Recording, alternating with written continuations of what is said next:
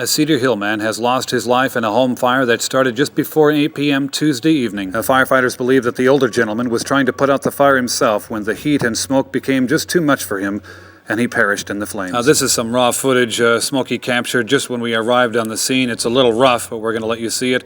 It does give you a good idea of the intensity that this fire had. Smokey arrived at the fire around the same time as a lot of family members. It was a very emotionally charged scene. Clearly they had received some foreknowledge that someone had died in the fire, and it was perhaps their grandfather. Very sad and very emotional evening, traumatic for a family that has not only lost their home, but lost a family member as well. Fire crews knew early on that there could be someone trapped in the home, and that does change the dynamic somewhat. They called in fire crews from all over the county, threw water at it from every conceivable angle in hopes of pulling some kind of a miracle out of this burning inferno. There will most likely be a thorough investigation of the fire, but what we preliminarily understand is that they were cooking in the kitchen, perhaps fish. There was some grease involved. A fire broke out, and they made an attempt to put out the fire. Two passerbys realized the home was on fire and came in to help. They were able to pull two people out. The gentleman apparently decided to stay behind and try to put the fire out himself, and clearly at some point became overwhelmed by gas and fumes and the flames, and unfortunately did perish in the fire. Now, these kinds of tragedies are always difficult to understand and even more difficult to know exactly what to do or say in support. But family, friends, and neighbors did show up throughout the evening continually to offer what they could. EMS and fire were dispatched to a reported structure fire here at this residence on Buzzard Creek Road. The ambulance arrived to find 40 to 50% of the structure involved, heavy flames visible. Some bystanders were actually traveling down the road and stopped to see if they could help. There were 3 residents of the home, 2 of which were outside the structure already.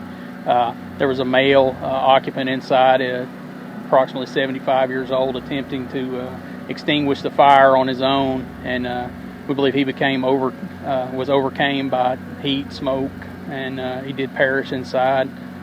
But the other occupants of the home were able to get out safely without any injuries or anything like that. We believe, according to initial reports, that she was cooking dinner, and a grease fire began, and he attempted to extinguish the fire and was unsuccessful, and was eventually overcame by the fires. The main thing would be to, when you have a fire, get out as soon as you can. Don't try to save, get your family and get out of the residence. Don't try to save your personal property or anything like that. Get out and get everyone to safety. I think the gentleman stayed inside to try and salvage his property, and to put the fire out to save his home, which people do that. I mean, most men would do that, or most people. That's just an instinct to try and save your home. You've worked for it your whole life, and try and save it, and to keep it from being destroyed. So that's. They don't realize how dangerous it is inside. You're exactly right. It's dangerous to even to trained professionals. A structure fire is one of the most dangerous things that any fireman could go into. It's an unknown situation. It's extreme temperatures, very dangerous. You've got potential for ceiling collapse, roof collapse. Any number of things could happen. And there was a lot of people here tonight, family and friends. A lot of close friends and family had came to the scene when they heard about it, to be with his wife, to support her and comfort her during the ordeal. We saw it flare up a few minutes ago.